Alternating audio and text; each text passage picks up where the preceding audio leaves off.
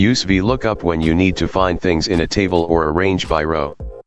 Let's see how to use it. Select a cell. Type equal, VLOOKUP, it returns the first search result in a vertical list. Click the VLOOKUP command. Specify what you want to look up, also called lookup value. Type comma. Mark table range to specify where you want to look. Remember that, for VLOOKUP to work correctly, the lookup value should always be in the first column in the specified range. Type comma. Type the number of the column containing the value to return.